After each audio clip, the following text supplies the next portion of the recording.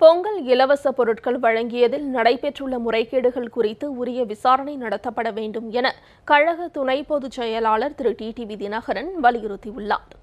திரு TTV Dinakaran இன்று வெளியிட்டுள்ள அறிக்கையில், நியாய விலை கடைகளில் இலவச அரிசி மற்றும் சர்க்கரை பெறும் குடும்ப அட்டைதாரர்கள் அனைவருக்கும் பொங்கல் பண்டிகையையொட்டி 1000 ரூபாய் ரொக்க பணத்துடன் பச்சரிசி, சர்க்கரை, உலர் திராட்சை, முந்திரி, ஏலக்காய் அடங்கிய பாக்கெட்டை இலவசமாக வழங்குவதாக அரசு அறிவித்து, அதற்கென 257 கோடியே 52 லட்சம் ரூபாய் நிதி ஒதுக்கப்பட்டதாக தெரிவித்துள்ளார். மிகப்பெரிய அளவில் ஏழைகள் இதனால் பயனடைவார்கள் என்பதில் மாற்று கருத்தில்லை.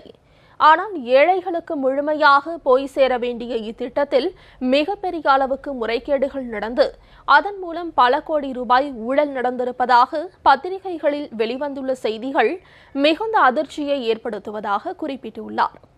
பொதுமக்களுக்கு வழங்க வேண்டிய அரிசி மற்றும் சர்க்கரையில் மிக பெரும்பாலான இடங்களில் 50 கிராம் முதல் 80 கிராம் வரை குறைவாகவே வழங்கப்படுவதாக புகார் எழுந்துள்ளது.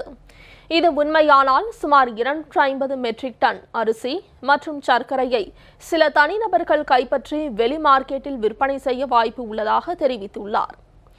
அதேபோல் முந்திரி, உலர் திராட்சை மற்றும் ஏலக்காய் அடங்கிய பாக்கெட்டின் அடக்க விலை இன்றைய மார்க்கெட் மதிப்பீட்டின் அடிப்படையில் 24 ரூபாய்க்குள் தான் இருக்க வேண்டும் என்ற யதார்த்தத்தை மீறி 30 ரூபாய் என்று விலை நிர்ணயம் செய்யப்பட்டுள்ளது. இதன் மூலம் ஒரு பாக்கெட்டிற்கு கூடுதலாக தரப்படும் தலா 6 ரூபாய் யாருக்கு போகிறது? இது உண்மையானால் சுமார் 11 கோடியே 70 லட்சம் ரூபாயை யார் சுரண்டியது என திரு டிடிவி தினகரன் கேள்வி எழுப்பியுள்ளார்.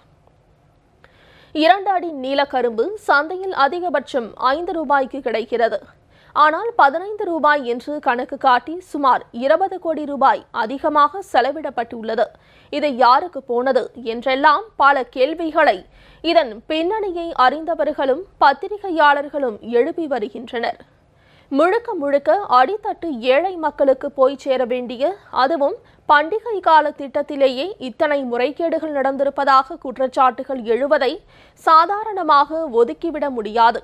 இந்த திட்டத்தை நிறைவேற்றியே தீருவது என்று நீதிமன்றத்தில் இந்த அரசு காட்டிய ஆர்வத்தில் நேர்மையும் நல்ல நோக்கமும் இருந்தது என்பது உண்மையானால், உடனடியாக இந்த விவகாரத்தில் என்ன நடந்தது என்பது பற்றி ஒரு விசாரணை நடத்தி தவறு நடந்திருந்தால் சம்பந்தப்பட்டவர்கள் மீது உரிய நடவடிக்கை எடுக்க முன்வர வேண்டும் என திரு டிடிவி தினகரன் தெரிவித்துள்ளார்.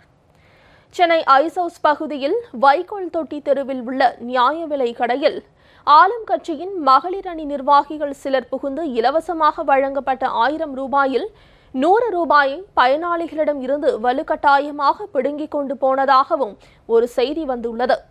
இப்படி நிர்வாக ரீதியாகவும் அரசியல் ரீதியாகவும் நடந்த தவறுகளை திருத்தி மீதமுள்ளவர்களுக்காவது நியாயமான முறையில் இலவச பொருட்களை வழங்க வேண்டும் என திரு டிடிவி தினகரன் கேட்டுக்கொண்டுள்ளார்.